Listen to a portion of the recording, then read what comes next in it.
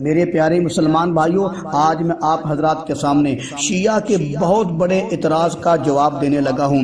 توجہ فرمائیں، یہ جو حدیث مبارکہ ہے جس میں اللہ کے پاک پیغمبر کا فرمان مبارک ہے کہ فاطمہ میرے جگر کا ٹکڑا ہے، جس نے فاطمہ رضی اللہ تعالی عنہ کو تکلیف دی اس نے میں محمد کو تکلیف دی۔ شیعہ حضرات کہتے ہیں یہ جو حدیث ہے نبی کریم صلی اللہ علیہ وسلم نے ابو بکر صدیق رضی اللہ تعالی عنہ کے لیے فرمائی تھی۔ نبی کو پتہ چلا تھا کہ ابو بکر میری بیٹی فاطمہ کو تکلیف دے گا، میری بیٹی فاطمہ کو دھکے دے گا، میری بیٹی فاطمہ کو 9 گھنٹے کھڑے رکھے گا، میری بیٹی کو خالی واپس کر دے گا، میری بیٹی کو باغ فدق نہیں دے گا، ان کا حصہ غصب کر لے گا۔ اس لیے اللہ کے پاک پیغمبر نے فرمایا تھا کہ اے ابو بکر دیکھنا میری بیٹی کو تکلیف نہ دینا۔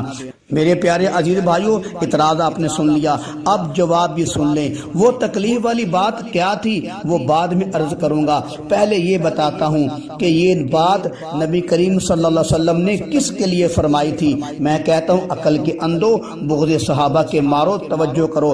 یہ حدیث نبی علیہ السلام نے ابو بکر صدیق رضی اللہ عنہ کے لیے نہیں فرمائی تھی بلکہ حضرت علی رضی اللہ تعالی عنہ کے لیے فرمائی تھی۔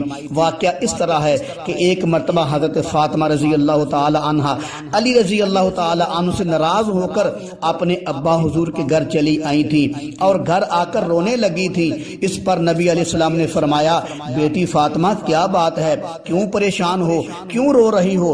اس پر حضرت فاطمہ رضی اللہ تعالی عنہ نے عرض کیا یا رسول اللہ یہ کیسے ہو سکتا ہے کہ جس گھر میں میں ہوں اور اسی گھر میں آپ کے دشمن کی بیٹی بھی ہو، میں برداشت نہیں کر سکتی۔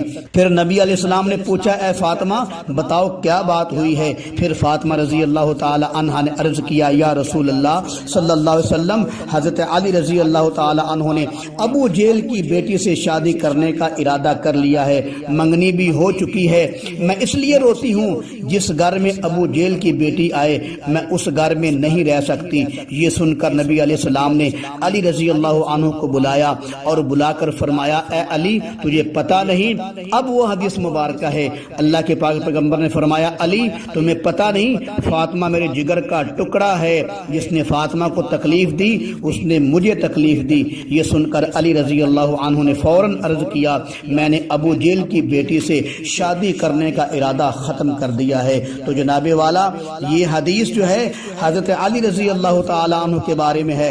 دشمن صحابہ نے بغض صحابہ میں آ کر یہ حدیث ابو بکر رضی اللہ تعالی عنہ پر فٹ کر دی۔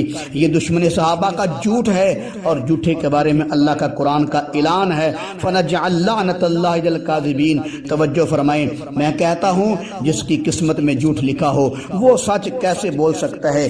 جس کی قسمت میں رونا لکھا ہو وہ کیسے مسکرا سکتا ہے؟ اس کے بارے میں میاں محمد صاحب فرماتے ہیں باغ میرے وچ ہریل توتا چنج رتی پر ساوے، جنہ دی قسمت رونا لکھیا کون انہوں ہساوے۔